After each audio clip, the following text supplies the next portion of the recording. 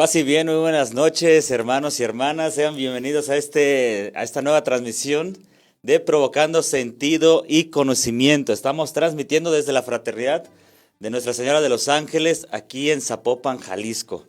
Les recuerdo que somos los hermanos menores capuchinos y de algún modo, pues ya llevamos algún tiempecito aquí. 2 meses. 2 meses aquí transmitiendo con ustedes sin Pues sin interrupción. interrupción, gracias a Dios. No, todavía hemos tenido yo creo que una u otra falla, ¿verdad? Pero pues bueno, les recordamos que este programa está destinado principalmente a aquellos jóvenes, aquellas jóvenes que de algún modo tienen esas inquietudes como vocacionales, esas inquietudes que pues bueno pueden, no sé, estar aquejando el corazón, el alma y que de algún modo pues bueno, este programa pueda servir como para ir aclarando un poquito sus dudas, sus inquietudes. Les recuerdo, yo soy el hermano Jesús. Y yo soy Rafa, igual aquí estudiante de la filosofía aquí en el convento de Nuestra Señora de los Ángeles. Y pues igual con Chucho trabajando con la pastoral vocacional. A ver si alguien de ustedes se anima. Se anima, a sí. hacer caso. Fíjate que esto que mencionas es muy cierto. Ya llevamos algún tiempecito aquí dentro de la pastoral vocacional y ciertamente ha sido como una tarea pues muy ardua, ¿no? Porque constantemente nos acercamos a jóvenes a que de algún modo tienen, pues ¿cómo decirlo? Como cierta inquietud, dudas, y que de alguna forma pues la pastoral vocacional tanto de nuestra custodia, pues bueno, sirven como para ir aclarando esas pequeñas dudas, esas pequeñas como inquietudes que se van presentando a lo largo de la vida, ¿no? Porque yo creo que cuando uno busca a Dios o busca el lugar en el corazón de Dios, pues ciertamente es necesario un discernimiento, un ir aclarando el corazón, aclarando la mente, aclarando ciertas cuestiones como personales, humanas, para ir pudiendo dar, y para poder dar como cierta respuesta. Oye, Rafa, recuérdanos nuestras páginas de internet. Bueno, en internet, en Facebook estamos como Provoca o FMCAP, para que nos busquen.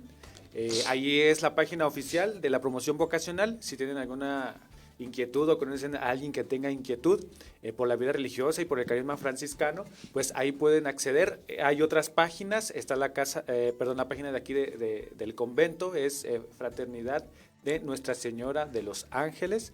Y bueno, hay algunas otras que corresponden a los conventos y a las presencias donde estamos. Está Parroquia Padre la Inmaculada Concepción Estampillo, Presencia Sangre de Cristo allá en Puebla. Está Radio Sol Naciente de la Misión en Chalcatongo, y Señora Natividad también de Chalcatongo. Entonces esos son a las páginas que nos pueden contactar. Y en Instagram estamos ¿cómo qué? Capuchinos MXTX, ¿sí? Exacto. Le recordamos también que tenemos una tarea muy importante que es compartir esa transmisión para que pueda llevar a más gente, que de alguna forma pues también pueda servir para que llegue a otros jóvenes, a otras jóvenes que posiblemente tengan inquietud vocacional, ¿verdad? Pues bueno, no sé, el diálogo de hoy es como un poquito interesante porque miren, aquí tenemos nuestro folletito de los hermanos menores capuchinos, es nuestro tríptico de pastoral vocacional. Y en él, pues van habiendo como ciertas características de los hermanos menores capuchinos, ¿no? Ya hemos hablado sobre la misión, hemos hablado sobre el apostolado, sobre la fraternidad, sobre la fraternidad, la oración y la contemplación. Y hoy queremos hablar de un tema que posiblemente sea un poco controversial dentro de la vida de los frailes o dentro de la vida de la gente, que posiblemente que tenga, pues no sé, que pueda meter un juicio ahí como medio que meta un curioso. poco juicio, ¿no? Porque es el aspecto del sin nada propio y también de la pobreza, ¿no? Hablar sin nada propio y pobreza, porque de alguna forma la orden pues está caracterizada, o uno de los pilares fundamentales de la orden capuchina franciscana pues va a ser prácticamente la pobreza, ¿no? Pero ¿desde dónde podemos entender la pobreza, Rafa? Yo creo que ahí es como un poco complicado, ¿no? Sobre todo atendiendo a algo como muy característico, y característico me refiero a todo aquello que puede ubicarnos, ¿no? si nos vamos al tiempo de Francisco, que es de donde nacemos, ahí se entiende la pobreza de una manera, ¿no? ¿Y por qué? Porque esta respondió a una necesidad del tiempo, tanto para la sociedad como para la misma iglesia. Y Francisco la entendió de una manera que tuvo bueno, asumirla y compartirla, ¿no? Claro. Sí, nos trasladamos ya 800 años después hacia nuestros tiempos. Yo creo que aquí está la manera de cómo es que tenemos ahora que reinterpretar la pobreza. Ciertamente que hace alusión mucho a lo material, ¿no? Y a la radicalidad de casi estar desnudos, ¿no? Exacto. Sin embargo, insisto, yo creo que hay que ubicarla en el tiempo. Y en nuestro tiempo yo creo que también es muy importante aclarar, a ver, que a lo mejor sí se puede hablar de pobreza para nosotros, pero hay algo como más allá, ¿no? Que es el sin propio. Y yo creo que eso es todavía un poquito más fuerte, hablar del sin propio, que incluso de la misma pobreza, hablando actualmente. Fíjate que cuando hablamos de Francisco, hubo un tiempo en el que Francisco, pues, hablando como un poquito de la vida de él, Francisco lo tenía todo. O sea, Francisco era hijo de un mercader, de un vendedor de telas. Y si nos ubicamos un poquito en la historia de la vida de Francisco, pues estamos hablando de un momento como muy, muy fuerte dentro de la economía de Francisco. Claro. O sea, había un momento en el que las telas se estaban vendiendo, eran en el tiempo de Francisco, ¿no? El auge de la venta de telas pues estaba yendo hacia arriba, ¿no? Y poder hablar de que Francisco se encontró con la pobreza desde el principio de su vida, pues bueno, sería como un poquito tonto, sí, mentira, porque pues de alguna forma pues no es así. Francisco no se encuentra con una pobreza desde nacimiento, ¿no? Él nace dentro de una familia acomodada, no era noble, tampoco era feudal, pero de alguna forma era una familia de comerciantes pues que tenía facilidades, ¿no? Una posición económica. Claro. Ajá. Pero Francisco de alguna forma encuentra un punto en su vida en el que él decide dejarlo todo, ¿sí? Inclusive a mí cuando veía yo la película de Francisco, en donde se desnuda él frente al obispo y ese acto de dejar como todo el asunto de lo material del padre y decir, a partir de ahora el único padre que tengo es Dios, solo tengo un padre, es como una forma principal de entenderlo. O sea que en realidad lo que le ligaba a Francisco a su padre era lo material, porque el padre lo mantenía, ¿sí? Le cumplía sus sueños, él quería ser caballero, le compra su armadura, le compra el caballo, le compra todo lo que necesita, ¿no? Pero ahora tiene una ligación diferente a Dios, que es la pobreza. Claro. Sí, porque Francisco al momento de dar su vestimenta al padre, a su papá, a Bernardone, le deja a él lo que lo liga a él, que es lo material. Pero ahora lo que a él lo liga a Dios es el estar desnudo, ¿no? El ser pobre, el ya no tener nada, porque lo que le ligaba al padre lo ha dejado. Ahora, dice él, desnudo, sin nada propio, puede decir, ahora mi padre es otro, ¿no? Y la ligación aquí al Dios que cuida de nosotros, de ustedes también, pues es esta pobreza posiblemente, ¿no? Entonces, no sé, yo creo que por ahí iría como una primera reflexión, que al final la pobreza se va a entender siempre en relación con alguien, ¿sí? Claro. Ajá. Siempre en relación con alguien, va a tener siempre un fundamento, no se vive simplemente así, no sé. Sí, yo creo también que en ese sentido se entiende, ¿no? Cómo es que Francisco empieza a proyectar, a asumir un proyecto de vida que ofrece pues su padre, pero cómo es que él lo proyecta, lo asume para él mismo, y en cuanto se le empiezan a pegar más personas que quieren vivir su estilo de vida, es conforme va dándole forma, ¿no? y de una manera que efectivamente fue como muy controversial, ¿no? Porque acabas de mencionar tú esta cuestión pues muy histórica, ¿no? O sea, cuando todo el mundo peleaba por los aires de grandeza, querer ser caballero, ganarse títulos, ganarse el honor de ir a las cruzadas y ser una figura importante, pues aparece este signo, ¿no? Que por algo dicen, ¿no? O sea, el loco de Asís, que siendo rico, que teniendo dinero, que pudiendo hacer el que era conocido como el rey de las fiestas, al adoptar esta pobreza de manera radical, es que se toma como un loco, claro, ¿no? Entonces, claro. yo creo que va como mucho como por ese lado. Y algo también muy importante es ir viendo, ¿no? Que de ahí esto, ¿no? Es el gesto de dejar las vestiduras y cómo simplemente asume vestirse con un sayal. Exacto. O sea, con lana, que propiamente el hábito, como lo conocemos ahora, pues ya está como muy estético, Muy ¿no? estético, ahora Pero bien bonito. Francisco, cuando tiene esa primera intuición, pues no es otra cosa que retazos de tela que quedaron y fue lo que empezó a vestir como signo de asumir ese proyecto, ¿no? Ciertamente esto de las vestimentas pues va a ser como interesante, ¿no? Porque cuando uno ve las vestimentas de Francisco, pues en primera ni eran cafés. Claro. Eran de otro color que estaban entre cafés, gris, negro, azul, verde, o sea, Sobre todo también porque dicen que el hábito eran retazos cosidos. Retazos Entonces cosidos, queda así entonces como un mosaico. definir de qué color era el hábito de Francisco, pues bueno, yo creo que es un poco difícil, ¿no? Pero sí podemos decir que era un hábito pobre, o sea, que era un hábito, de alguna forma, pues sí, burdo, ¿no? Lo más... Hay una pequeña florecilla, por ejemplo, que se puede leer en donde Francisco, cuando encontraba a alguien más pobre que él, inclusive él le daba la ropa que cargaba para él poder ser más Claro, pobre que el que con el que se encontraba, ¿no? Ciertamente, pues bueno, esto, pues, dime tú cuántas veces has visto un fraile de estos en la calle. No, pues no. A lo mejor aquí el hermano Toño, que está aquí Toño, atrás que es de muy las cámaras, que él es muy en radical. su propio.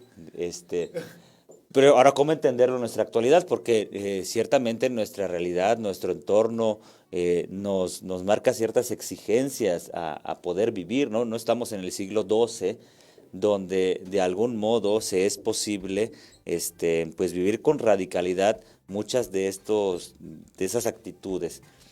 Ahora podemos hablar de pobreza, ciertamente, yo creo que desde el mismo Evangelio, Claro, ¿no? claro.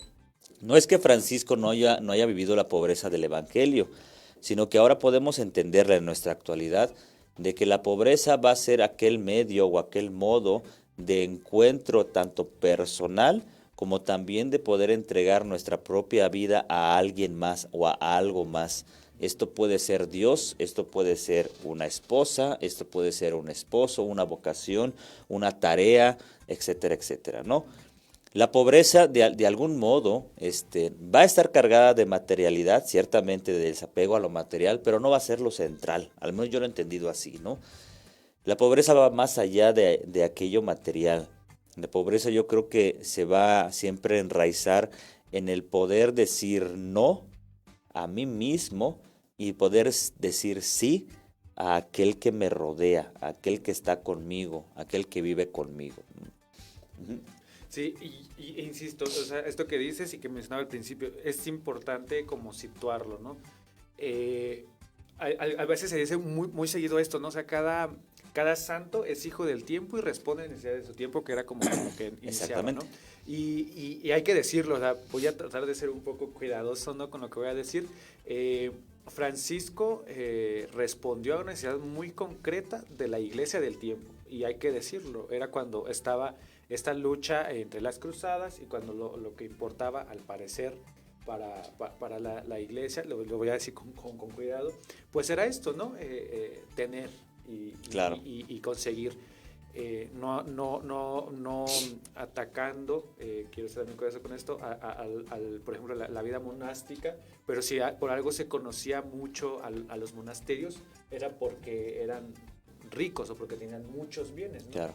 Entonces, y Francisco se empieza a dar cuenta que, o sea, sí está incluso para la vida del culto, o sea, los que entraron a las iglesias eran los nobles y los que tenían posición económica. Los pobres, los desplazados, marginados, pues quedaban afuera, ¿no? Entonces, cuando Francisco se da cuenta de esto, es cuando decide que tiene que, bueno, entiende que es necesario dar el giro, ¿no? O proponer otra cosa nueva. Y así es como Francisco lo asume, ¿no? Sobre todo, ¿por qué? Porque si vemos esto que acaba de decir Chucho, respondió precisamente a eso, ¿no? Al compromiso con estos desplazados, con estos marginados, ¿no? La pobreza se asume desde un encuentro y desde un deseo para todos. Es un compromiso de mejoría para el Claro. Fíjate que eso es importante porque al final la pobreza podemos malentenderla, claro, ¿no? Y puede ser como inclusive peligrosa.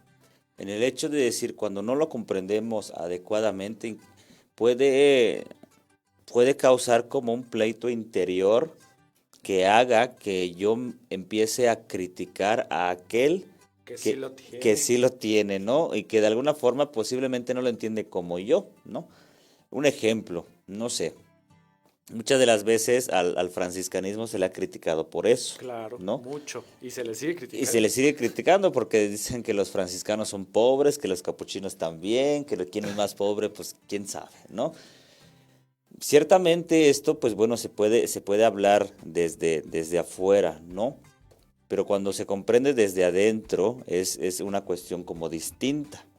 No es que afuera no pueda entenderse, pero ciertamente hay que desvincular la parte de pobreza material, que es una forma de manifestarse, de esta parte de pobreza evangélica, ¿no? Porque de algún modo podemos caer en el riesgo de decir, yo vivo un tipo de pobreza, pero a lo mejor tu pobreza te aparta del encuentro con el otro. Claro. A lo mejor tu pobreza te impide atender al enfermo y atender al que necesita. A lo mejor tu pobreza, en vez de acercarte a Dios, te aparta de Él. A lo mejor en vez de que tu pobreza te acerque a una vida espiritual personal, humana, de apartar aquello que no sirve o que sobra en un encuentro con Cristo y de decir, bueno, lo único que valgo soy yo, ¿no?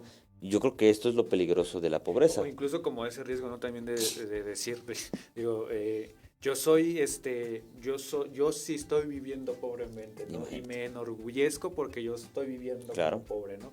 Y ahí está donde dices como aguas, ¿no? Porque entonces, pues la pobreza ahí no es tan pobreza, ¿no? Porque al final del día te está llenando de algo. Exacto. Y lo otro, ¿no? O sea, yo creo que al final del día si tú sales y le preguntas a un pobre si quiere ser pobre, pues ¿quién quiere ser pobre, no? Claro. O sea, hablándolo así, y no, o sea, la manera en cómo se asume en un estilo de vida concreto, sí va teniendo a lo mejor como ciertos matices, que es como lo que tú estás diciendo. Claro. Y fíjate que esto que mencionas ahorita que hablas, la pobreza no es algo que Dios quiera. O sea, qué Dios y qué Padre bueno, siendo como Dios, quiere que sus hijos sufran. No sé, al menos el Dios que yo creo, yo pienso que no. O sea, el Dios en el que yo creo no es alguien que desearía la pobreza para alguien, ni una pobreza que haga que esta persona que la vive sufra, ¿sí? Y ahí está como el mismo misterio del actuar de Dios, ¿no? Porque de alguna forma, si uno opta por ser pobre como opción de vida, es para atender y velar por el pobre que es pobre, porque no tiene de otra, claro. ¿sí? Entonces yo creo que aquí es donde está el meollo del asunto, porque entonces existimos personas que deseamos ser pobres o que tratamos de vivir la pobreza por opción de vida, y ciertamente en la otra realidad triste es el que es pobre, no por opción de vida, sino porque el contexto, la estructura social, la estructura económica, la estructura del lugar han hecho que de alguna forma pues él padezca de esta forma, ¿no? Pero entonces la pobreza que se opta en realidad debe volcarse a regresar, decía un maestro de teología, regresar a aquello que al pobre le pertenece, pero que le ha sido quitado por ciertas estructuras, ¿no? Por ciertas causalidades, podría ser injusticias, podría ser falta de trabajo, falta de oportunidades, falta de educación, de deshonestidad.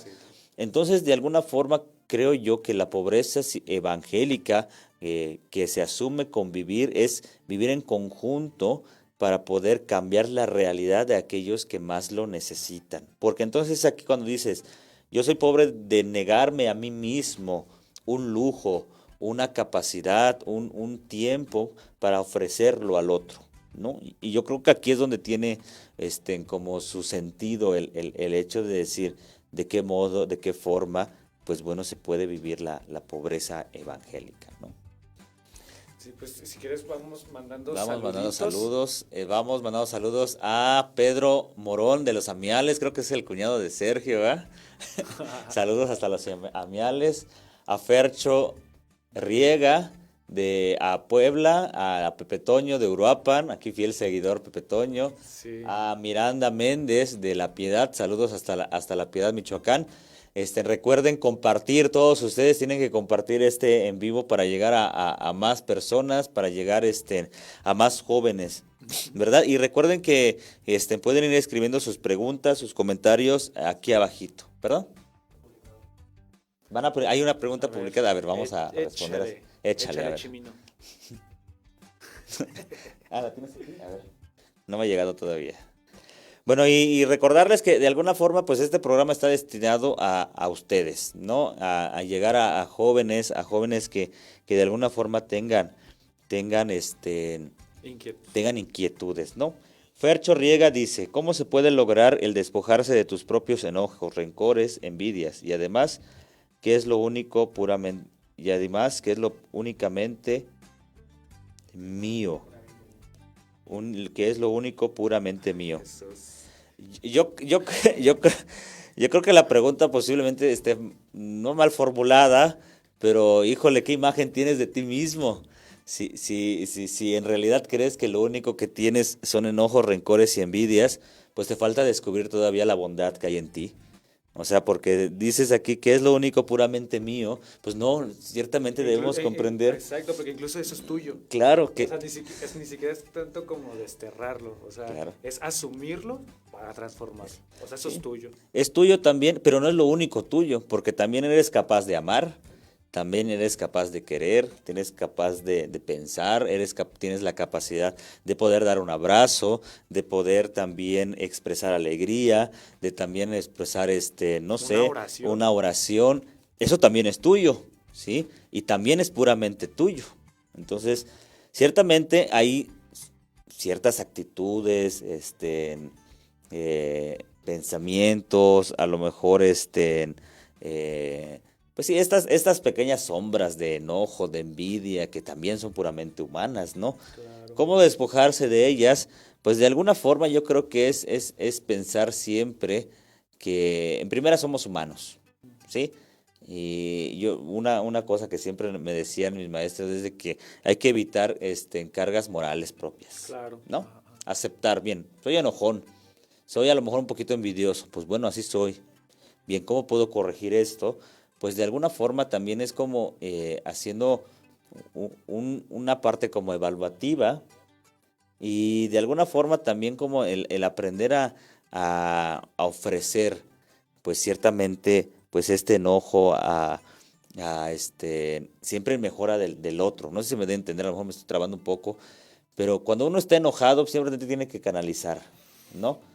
Cuando uno está enojado y tiene a la persona con la que está enojada, pues le va a dar 2 golpes posiblemente. O cuatro, no sé. Pero si yo volteo la cara y miro para otro lugar, el enojo va a estar ahí. Pero posiblemente la forma de canalizarlo va a ser diferente, ¿no? Los sentimientos no son malos. Los sentimientos de a lo mejor un poquito oscuros o medios así como tú dices, de enojo no son malos. Simplemente a ver de qué modo los expresamos. Si el enojo me hace darle un golpe a mi hermano, entonces ahí está mal canalizado. Pero si el enojo en realidad lo canalizo a decir, pues bueno, en vez de enojarme, voy a hacer algo que me gusta, en vez de tener envidia, voy a tratar de trabajar por lo que me gusta, el rencor, pues bueno, al final, ¿de qué modo vamos canalizando esas actitudes que hacen daño o pueden ocasionar un cierto daño a los demás, Sí, ¿no? yo creo que en ese sentido es primero esto que decía Chucho, ¿no? Aceptar también aquello positivo que tengo y eso me va a ayudar a ejercitar lo negativo que tengo. Digo, esto de positivo y negativo a lo mejor puede ser un poquito ahí medio... Hay como cargas morales, Ajá, ahí sí, no es bueno ni como, malo. es como una manera de expresarlo, ¿no? Y a lo mejor nosotros te lo decimos desde ya una experiencia de formación, de proceso, porque al final del día, no porque nosotros hayamos entrado en el convento, todo eso también desapareció. Se va a desaparecer. O sea, no, porque al final del día seguimos sintiendo, seguimos siendo humanos y lo que se trata es hacer un camino, hacer un proceso donde, bueno, si tengo también esto, ¿no? Que soy enojón, que tengo a lo mejor rencores y que tengo que aprender a perdonar y que todo esto, pero eso se va haciendo con un caminito, ¿no? Y sobre todo, no negándolo, o sea, porque yo creo que la clave no es negarlo, es aceptarlo, sí lo tengo y sí soy, pero y solamente aceptando lo que tengo y lo que soy, es como voy a poder dar giro o aprender a convivir bien con lo que Claro. Y ciertamente esto que a lo mejor la pregunta refleja, ¿no? No solamente tenemos cosas negativas en la vida, somos capaces de más siempre, siempre somos capaces de más. El ser humano está hecho, y hay que recordar esto, que está hecho imagen y semejanza de Dios. Y no podemos estar mal hechos de parte de Dios, ¿no? Podemos ser capaces de amar, de servir, de erradicar el rencor, erradicar la envidia, el enojo, ciertamente con la presencia de Dios en nuestras vidas, que Él de alguna forma guía como toda nuestra actitud y nuestra forma de vida. Y esto también es como muy franciscano, ¿no? Porque, bueno, al menos yo lo identifico mucho en el franciscanismo, la percepción nosotros los franciscanos, que el franciscanismo tiene de las personas, del hombre, de la humanidad, es que es buena. Claro. O sea, o sea, ¿por qué? Por esto que acaba de decir Chucho, ¿no? Y que se tenía muy presente. Si es hijo de Dios, es bueno. Entonces, no hay persona que pueda parecer tan mala que no tenga un poquito de bondad adentro. Exactamente. Y pues bueno, así, y animarte, Fercho, porque en realidad esto es la tarea de todo cristiano. Llegar a ser mejores siempre, ¿sí? Y no estancarnos, no pensar y no pienses que estás llamado únicamente a ser envidioso o a ser enojón, sino que eres capaz de más, eres capaz de crecer y eres capaz de cambiar, porque de alguna forma Dios te ha hecho a su imagen y semejanza. Y pues bueno, mucho ánimo para ti, Fercho, ¿sí? Hasta Puebla. ¿Qué más? ¿Qué más? Bueno, pues regresamos al tema que teníamos separadito ahorita de la ¿cómo se llama? De la pobreza o el sin propio. Y yo creo que aquí ya con esto que acabamos de mencionar, recapitulamos que ya habíamos mencionado, ¿no? La pobreza en el tiempo de Francisco, ahorita cómo se puede hacer la crítica, ¿no? Que a lo mejor no somos tan pobres, o que esto que hay quienes es por opción, hay quienes no tienen de otra y quienes queremos entrar a asumir la pobreza por responder a las necesidades de los que son pobres porque no tienen otra opción. Aquí es donde ya se empieza a como matizar el asunto, ¿no? Apuntando como más al sin propio. ¿Por qué? Porque al final yo creo que hablar de sin propio es incluso no apropiarse de la misma pobreza. Ajá. ¿Por qué? Porque como mencionaba hace un rato, ¿no? Puedo apropiarme de la pobreza y decir, es que yo soy pobre. Y es que esto es tan mío que es lo que me hace ser congruente, ¿no? Y aquí yo creo que es donde empieza a tener ya como que ese matiz, el sin propio como tal, ¿no? O sea, porque al final del día no tenemos nada, por eso es sin propio. Claro. Sí, fíjate que eso es muy interesante porque a lo largo de nuestra formación, aquí es como ya dando el spoiler del postulantado, del noviciado y todo esto, hay muchas expresiones de pobreza, ¿no? Yo creo que algo, por ejemplo, que a mí me dolió, no me dolió mucho, sino que me costó entrando al postulantado es dejar el celular, por ejemplo. No sé a ustedes, pero en nuestro postulantado hay ciertas actitudes, ciertas peticiones, cierta orientación dentro de la formación de negar algunas cosas, materiales, ¿no? Mm. Cuando entramos al postulantado, una cosa que te dicen es que debes llegar sin dinero a la casa, Claro. ¿sí? Sin ningún peso. Y eso fue interesante porque, pues bueno, yo trabajaba antes de entrar a la orden, digo, no ganaba yo la millonada, pero de alguna forma pues tenía yo mi propio sueldo, y pues bueno, estaba yo empezando también en el mundo laboral, tampoco es que yo haya tenido así como muchos años de Harta experiencia, experiencia. alta experiencia, pero el que te diga, llegando al postulante, oye, tienes que dejar tu celular, tienes que dejar no sé, el dinero que traes, tienes que solamente traerte, en tantas mudas de ropa o limitarte a traerte una maleta, no te traigas al pájaro, no te traigas al perro, no te traigas Claro. tu Xbox Tu ni tu Xbox, tu Nintendo, no te MP3, traigas tu nada. MP3, o sea, híjole, al principio dices, ¿cómo te dan un gancho al hígado tan fuerte que vas teniendo como cierta acción de nada propio, ¿no? O que te van induciendo a decir, ¿qué es esto del ser pobre, ¿no? Entonces cuando yo llegué al postulantado llegué con una maleta así de bueno, Un refri así. un refri, así. Una maleta normal, una más pequeña y ya, ¿no? Cuentan anécdotas que otros hermanos han llegado con sus Ajá. pájaros y todo. Ay, Jesús. Pero uno lo comprende como cuando va haciendo camino, ¿no? Yo creo que Francisco no comprendió por qué tiró tanto dinero de su papá a los pobres, sino hasta después, ¿no? Yo creo que cuando entré yo al postulantado, pues la verdad es que uno no comprende por qué me quitas mi celular, por qué me limitas a Quiero esto nada escuchar más. música, quiero ver Quiero tele. escuchar música, quiero escuchar tele. Yo creo que en toda opción de vida tiene que haber una limpieza, una purificación, digámoslo así, de todo aquello que puede impedir un encuentro con Cristo. Pero esto no lo entendí hasta muchos años después. Sobre todo, esto que mencionas, ¿no? Es como, bueno, nosotros que ya tenemos como que un poquito de camino en ese sentido, ¿no? Ciertamente, volvemos a lo mismo, es un trancazo y ir asumiendo los golpes que te van llegando, Claro. pero te vas dando cuenta que no es porque sí, ¿no? Hay una de esta película que mencionabas de Lilia Cavani de Francesco. Hay una escena como muy peculiar y que llama, bueno, a mí me llamó muchísimo la atención, ¿no? Digo, esa película yo creo que ya la he visto como 1000 veces, pero podría verla otras 1000 veces.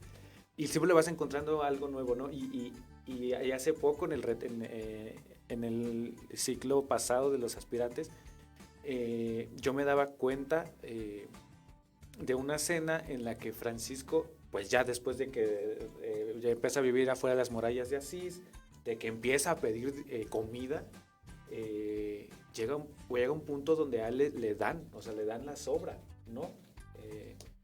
Y bueno, ya tenía ahí su platito con sobras y lo que hace es hincarse y lo prueba y no le gusta. O sea, no le gusta y porque, pues como siempre tenemos la idea de que es el santo y que son los santos y que porque fueron santos a ellos les sabían rico las sobras. Yeah. No, o sea, es como, a mí se me hace muy interesante esa escena, ¿no? Claro. O sea, donde él se sienta, tiene su plato y prueba la comida y no le gusta y le da ganas de tirarla. Claro. Voltea y ve a alguien que es pobre porque no tenía otra opción y que pues bueno, lo que le tocaba y sabrá yo si le sabía rico, le sabía feo, pero se lo estaba comiendo, ¿no? Y allí es donde entra este gancho, ¿no? Sobre todo ahorita que lo trasladamos a la actualidad, ¿no? O sea, cuando tienes que asumir el sin propio, ¿por qué? Porque es la manera de demostrar que esto, el sin propio, que no te apropias de nada, pero que al final del día también lo pones todo en común y sobre todo que hay veces que aunque no quieras, tienes que ceder a muchas cosas que tú consideras necesarias, ¿no? Claro. Yo creo que una frase muy, muy acertada de las constituciones de los hermanos menores capuchinos es vivir con lo mínimo necesario, no con lo máximo permitido, ¿no? Eso. Porque el máximo permitido pues puede ser infinito. Exacto, sí, sí. Ciertamente que esto es como recae mucho en la... Es de este modo, de esta forma, es como nos vamos aprendiendo o como vamos asumiendo cierta sencillez y cierto sin nada propio, porque nosotros conforme vamos pasando los años, nos vamos preparando a una profesión y uno de los votos que se realizan es el sin nada propio, ¿no? ¿Qué es lo que va a traer como consecuencia este voto de sin nada propio? De alguna forma yo creo que recae mucho en la relación fraterna, porque al final la pobreza no puede, nosotros no hacemos voto de fraternidad, Pero se entiende. pero se entiende a partir la fraternidad, no desde la castidad, ciertamente por las relaciones, sí también la obediencia, pero yo he entendido más la fraternidad a partir desde el sin propio, ¿no? ¿Por qué? Porque la fraternidad siempre va a ser aquella que te obligue a apartarte de tus propias necesidades para poder mirar al otro con ternura, como recuerdas, por ejemplo, la carta al ministro. ¿Qué es lo que le dice Francisco? Francisco le dice al ministro: deja esos sueños que tú tienes de irte a un eremitorio y acepta a tu hermano con los errores que tiene. Claro. Esto es pobreza. Esta es la vivencia de pobreza, porque él tanto que deseaba irse a un eremitorio para evitar problemas, y Francisco le dice: no, papacito, lo que tienes que hacer es asumir a este hermano que te causa problemas que tienes que y tienes que renunciarte a ti mismo, exactamente, decir, si él no quiere misericordia, tú ofrécela, no porque él te la pida, sino porque tú has hecho un voto de pobreza, ¿sí? Tú has hecho un voto de mirar a aquel que es tu hermano. Y yo siempre tengo una frase, la pobreza también va a ser aquella que te permita dejarte interrumpir por la acción del hermano. Que cuando tú estés haciendo algo importante y un hermano venga a interrumpirte, ahora lo más importante sea a asistir a este hermano que te pide algo, ¿no? Ahora depende también que te pida, pero pues de alguna forma la necesidad del hermano siempre va a estar por encima de mis propias necesidades. Yo desde ahí he entendido también como un poquito la pobreza desde el voto del sin nada propio. Uh-huh. Y este sin propio se juega ciertamente, ¿no? O sea, en la fraternidad interna y en la fraternidad externa. O sea, claro, bien. Al final del día, digo, a lo mejor ahorita cometí como un error, ¿no? Al diferenciar la pobreza interna dentro del convento y la externa. Pero al final del día la fraternidad es fraternidad adentro y afuera, ¿no? Pero sí que también se juega con los de afuera, ¿no? Este sentido del sin propio. Digo, a ver si no me escucho tan ecológico, ¿no? Pero, por ejemplo, el mismo hecho de lo que tú cuides adentro, agua, la comida, etcétera, es por un sentido de que, bueno, hay otros afuera que no lo tienen. Eso. Y que tú adentro lo estás cuidando, ¿no? Que si te sobró, un ejemplo, ¿no?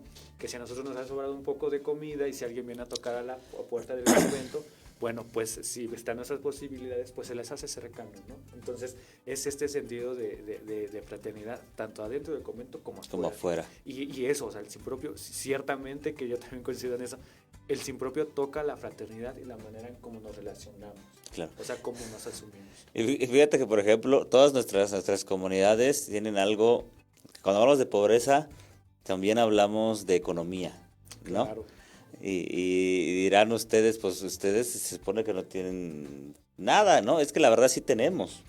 O sea, no podemos negar que tenemos pues ciertas cosas en la casa, pero la itinerancia que nosotros vamos viviendo es de que de algún modo esto que vemos o con lo que palpamos diariamente no nos lo llevamos cuando cambiamos de casas, cuando nos vamos a la misión. O sea, en realidad nosotros cargamos con lo necesario, ¿no? Y con esto mínimo necesario, al menos eso es lo que se piensa, ¿no? En el hecho de decir, pues bueno, el lugar en donde yo me encuentre lo asumo como mío, pero en el momento que me toque cambiarme ya no es mío, claro, ¿sí?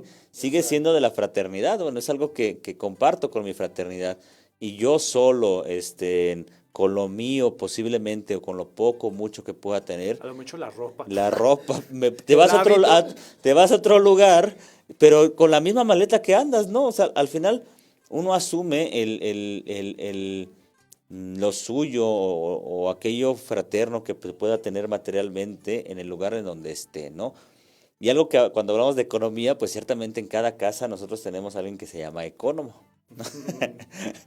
¿Y quién es este economo? Es el que vela por el dinero, ¿no? El que trata de cuidar y de administrar el dinero que posiblemente, que ciertamente sí existe en una casa, ¿sí? Dinero que de alguna forma llega por mucha gente generosa que dona, que nos apoya a la formación, pero también por el trabajo de los hermanos. Hemos de decir que en esta casa pues tenemos el trabajo de un maestro, un rector, ¿no? Uno de ellos es director de un instituto. Otros hermanos se dedican al acompañamiento espiritual, se dedican de alguna forma también a la asistencia de hermanos, de hermanas. Teníamos un hermano que, bueno, ahorita está desgraciadamente enfermo, que también se dedicaba a asistir a otras hermanas, dando retiros, dando formación. Esto ciertamente es el trabajo de los hermanos que se remunera de alguna forma, pero el hermano que recibe dinero propio por su trabajo no es para él. Y esa es otra lógica, porque es algo que rompe la lógica totalmente. Claro, O sea, uno está acostumbrado a decir, yo gasto o soy capaz de gastar el dinero que yo he ganado con mi trabajo. Y aquí no. Aquí el dinero que tú has ganado con tu trabajo, resulta que lo va a gastar otro. Claro. Y lo vamos a gastar entre todos. Y posiblemente el que también comparte el gasto contigo no ha trabajado, ¿no? Porque a lo mejor no le toca trabajar, a lo mejor le toca estudiar ahora, que esa es parte de su trabajo. Pero eso es como interesante saberlo, ¿no? Que el trabajo propio o la ganancia o sí, el hecho de decir mi trabajo no es mi trabajo. Es el trabajo para los hermanos. Es el trabajo de los hermanos para los hermanos, ¿no? Entonces, aquí tratamos pues ciertamente de administrar la economía de una casa, tratando de cuidarla en muchos ámbitos, ¿no? Y ahí también radica como el valor que tiene el hecho de decir, si yo sé que este hermano lo ha trabajado, pues lo menos que puedo hacer es despilfarrar el dinero que otro ha trabajado y que de alguna forma también a futuro a mí me tocará trabajar, digo, no lo sé, pero yo creo que ahí también, por ejemplo, en casa, uno lo puede ver en una familia, ¿no? Tú ves que el papá se la pasa de 8 a 8 en un trabajo a lo mejor bien remunerado o no tan bien remunerado, y qué desgracia sería, qué desgraciados los hijos que, que, que pedimos como si en realidad hubiéramos trabajado aquello que el papá ha ganado, claro. ¿no? Híjole, esto ciertamente es algo que posiblemente yo habré vivido en mi infancia, en mi juventud, pero uno ahora pensarlo a esas alturas de la vida dices, qué injusto. Cómo yo tratar de exigir algo que posiblemente en mis esfuerzos dentro de la familia, pues no lo merezca, ¿no? Esto es parte de la pobreza, porque entonces yo recuerdo cuando uno es estudiante, pues ciertamente la palabra que te dicen es, tu trabajo es estudiar. Ese es tu trabajo. Ese es tu trabajo, pero ahí el Toño me reprobó 4 materias. No es cierto. Yo reprobé 5. Entonces, ciertamente esto es como algo que puede recaer entre todos. O sea, al final el hijo, la hija que en realidad posiblemente no trabajen, pero sí estudian, la pobreza se vive desde el valorar lo que el otro hace por mí. A mí me daba risa porque me acordé del apostolado de la piedad. Ciertamente es curioso, bueno, esa impresión, no sé cómo decirlo. Cuando alguien llega al convento de la Piedad, el convento está ubicado pues en una zona donde empieza a ser ya muy periférico, ¿no? El asunto. Y de cierta manera la verdad es que sí rompe un poquito, ¿no? Porque pues está la construcción grande, ahí vivimos los hermanos, y bueno, rompe con el contexto de alrededor del convento. Y yo me acuerdo que una vez que salí al apostolado, bueno, fueron otras ocasiones también, pero de esas ocasiones, una personita decía, ¿no? ¿Y ustedes por qué dicen que son pobres y la casota que tienen, no? y yo digo, prudentemente, le respondía, bueno, o sea, usted puede emitir el juicio a lo mejor de fuera, ¿no? O sea, la verdad es que sí, efectivamente, está grande el convento, usted pasa por afuera y pues ve que está la construcción, pero no sabe lo que se vive por dentro. O sea, no sabe que nosotros cocinamos, no sabe que nosotros tenemos que cuidar las áreas, nosotros tenemos que hacer el aseo, nosotros tenemos que, pues toda esta serie, allí le agradecí a mi mamá, porque, porque empezamos a hacer las cosas que hace la mamá, ¿no? O sea, cuidar, barrer, trapear, lavar trastes, cocinar, lavar la ropa, o sea, porque al final del día está la casa y ahí vivimos, pero no tenemos empleados que nos hagan, ¿no? Como podría imaginarse la gente, ¿no? Igual aquí en la filosofía, en el noviciado, en las águilas.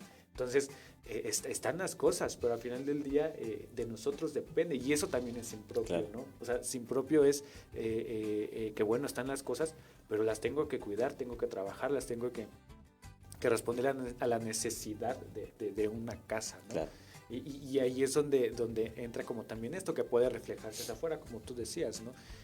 A lo mejor los hijos inconscientes que somos, que creemos que nos merecemos todo porque papá trabaja, y no, ahí también se puede vivir el impropio.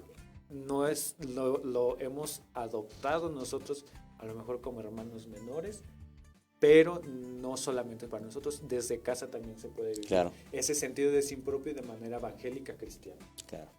Pues bueno, mira, vamos mandando saludos a Dana CTS, a Arturo Aguilar, será el de Cancún, ¿sí? Al hermano Arturo, ese es fraile, sacerdote de Rodolfo. Se acaba de ir. Se acaba de ir de esta casa, ya nos extraña. A Rodolfo Martínez, también es ex capuchino, vive en Puebla. ¿A quién más? ¿Qué dice? A David Cruz también, hasta San Diego. También es un hermano ex capuchino, ya de algunos añitos que estuvo con nosotros. Pues bueno, ya les toca ahorita vivir una vida pues igual de feliz que cuando estuvieron aquí, ¿verdad? Pues bueno, no sé si tienen alguna pregunta, alguna cuestión. A ver, vamos siguiendo aquí. Toño ya nos puso una preguntita aquí en el celular. Dice: Fercho Riega de nuevo pregunta: ¿cómo reflejan el compromiso social con los más marginados? Bueno, fíjate que esto es una pregunta muy buena, interesante. Claro. Te agradezco mucho por tu pregunta. Conecta con el tema de hace como 3 programas. Exacto. La misión y el apostolado que hablábamos. Fíjate que cuando se habla de evangelio, es imposible desvincularte de una acción social. Vivir el evangelio no es únicamente rezar e ir a misa, eso tenemos que tener en cuenta, o rezar el rosario, o participar en los grupos juveniles, o no lo sé, no solamente es eso. Yo cuando veo el sermón de la montaña, cuando lo escucho, cuando Jesús habla y menciona las bienaventuranzas como el corazón del evangelio, y de una acción, de un actuar ético, propio, moral, ¿no? De decir que es un compromiso ético cristiano, ¿no? Las bienaventuranzas en su totalidad. Porque aquí viene a hablar el hecho de decir: bienaventurados los pobres, porque de ellos es el reino de los cielos. Bienaventurados los que lloran, los que sufren, los que necesitan justicia, los que buscan la paz. Estas personas, de alguna forma, son aquellas que han entregado la vida al mismo evangelio y tratan de remediar esta realidad de los más marginados. Nosotros, en realidad, cuando acogemos el evangelio, no podemos desvincularnos con esto. Entonces, ya dando como este matiz, ¿cómo asumimos esta acción con los más marginados? Estando con los más marginados. Claro, no hay de otra. No hay de otra. Porque de lejitos, yo creo que cualquiera, ¿no? Pero de cerca, ciertamente, y yo creo que hay mucha gente comprometida aquí viéndonos, es donde en realidad se palpa. ¿Cómo estamos con los más marginados? Yo puedo mencionar todas las casas que tienen esta realidad, no sé, en el postulantado, ¿qué es lo que hacían? Claro, o sea, desde el postulantado se activa mucho esta conciencia, ¿no? De apostolado, de vivir el evangelio. Por ejemplo, ahorita a lo mejor ya no podemos hablar aquí en Guadalajara porque fue otra realidad cuando se hizo el convento, claro, ¿no? En las Águilas se dice que, no se dice, más bien así fue, cuando llegaron los frailes catalanes se construyó en la periferia. Ahorita ya está todo lleno de ciudad. Ya está lleno de ciudad, exactamente. Pero esa es otra historia. En La Piedad pasó lo mismo. El convento está ubicado en una zona periférica. O sea, ciertamente, o sea, si quieres, si se quiere asumir la realidad de los marginados, hay que estar con los marginados. Entonces, no se me vayan a espantar la gente de La Piedad, que me malentiendan el término marginado, ¿no? Claro. Sino, ustedes saben que ahí se manejan como muchas realidades fuertes, ¿no? De violencia, sí, de esto, ¿no? A eso es a lo que nos referimos, ¿no?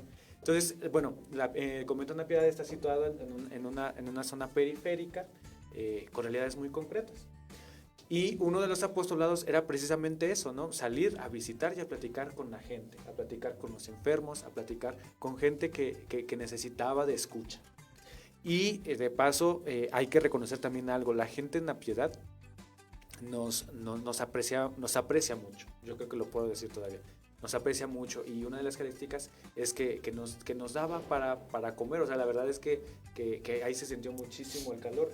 Íbamos a la central y la gente nos regalaba, ¿no? Entonces aquí también se juega el sin propio. ¿Cómo?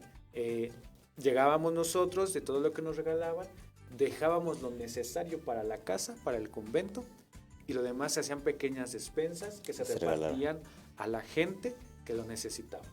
Yo creo que allí, y desde ahí se empieza esa conciencia de apostolado, de vivir el evangelio. Había otro, ¿no?, que era como muy, muy particular, que también era estar en un asilo de ancianos, ¿no? Exacto. O sea, porque a veces puede decirse que no son pobres porque están en el asilo, pero sí son pobres porque necesitan de calor. Muchos viejitos de ahí están ahí porque la familia no los quiere.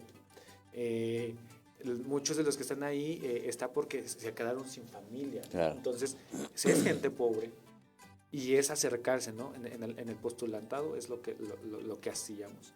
En el noviciado, pues, bueno, tú tuviste otra experiencia en noviciado, claro, otra, pero tampoco se perdió el sentido del apostolado. Claro.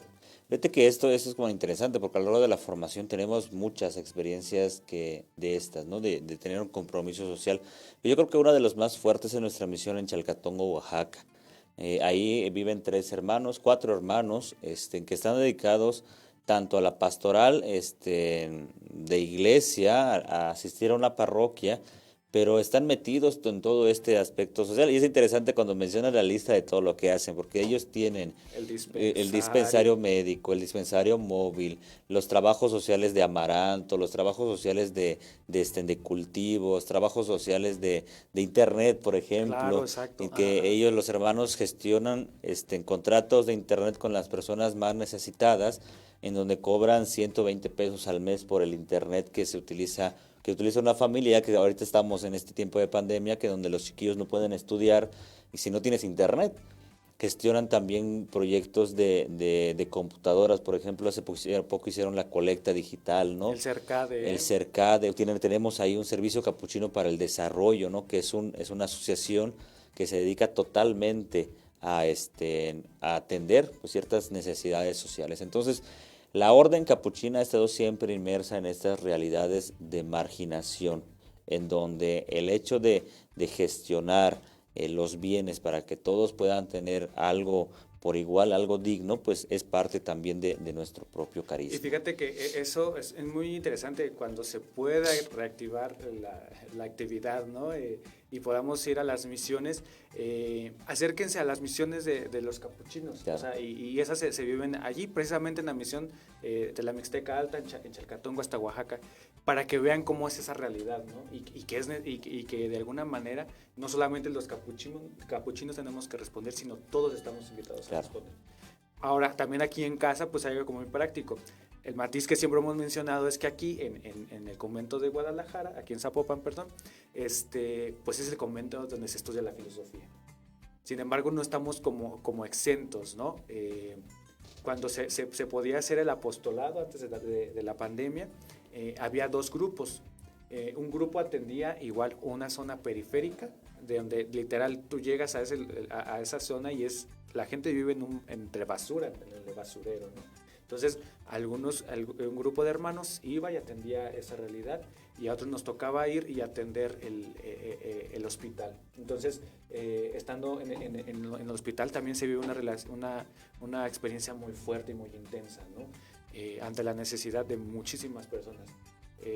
Y el matiz también es que, si bien no lo hacemos como todo el día, pero cuando podemos y si nos sobra un poco de alimento, llega gente que es migrante, que tiene allá, que vive sobre las vías del tren, aquí como a 10 minutos caminando, y la gente llega y toca las puertas del convento y me pueden regalar algo, pues en la medida que se puede se comparte. Entonces, el voto de sin propio, la fraternidad vivida con su amplitud, toca la realidad social. Siempre. Pues bueno, vamos a mandar los últimos saludos a Socorro Campos, a Verónica Morales. Estas personas son de Tarango, si no me equivoco, de Ciudad de México. A David Cruz, a JCR, ¿quién es? Reyes. Carlos. ¿Quién es? Saludos para Juan Rafa. Carlos, sí, es miembro de un grupo de matrimonios que nos apoyó muchísimo en el noviciado. Los queremos mucho, yo me acuerdo muchísimo de ustedes y sigo pidiendo. Un saludo para David Cruz, ahí nos hace una pregunta que no voy a decir porque me pone en tela de juicio. ¿Cuándo te ordenas? Me dice, no, pero muy pronto, muy pronto. Yo te aviso, David, para que mandes aquí para el cantamisa. Pues bueno, pues yo creo que nos vamos despidiendo. Ya hemos tenido, yo creo que una charla muy, muy interesante. Esperemos que en realidad haya aclarado mucho este sentido de la pobreza. Sé que este tema, pues la verdad es que abarca bastante. Muy amplio y muy complejo, ¿no? Pero pues bueno, yo creo que desde lo que hemos mencionado, pues bueno, desde ahí podemos partir para poder entenderlo. Les agradecemos mucho su presencia, les recordamos, somos los Hermanos Menores Capuchinos, y síganos en nuestras páginas de internet, en Provoca, OFMCAP, Parroquia La Inmaculada Concepción y San Pío, Fraternidad Nuestra Señora de los Ángeles, en Instagram, y pues bueno, próximamente, el próximo sábado tenemos algo preparado también para ustedes. Entonces, pues muchas gracias por acompañarnos. Gracias, los esperamos el próximo sábado igual a las 8, somos los Hermanos Menores Capuchinos, y síganos acompañando en Provocando Sentido y Conocimiento. ¿Sale? Pase bien. Nos vemos el próximo sábado.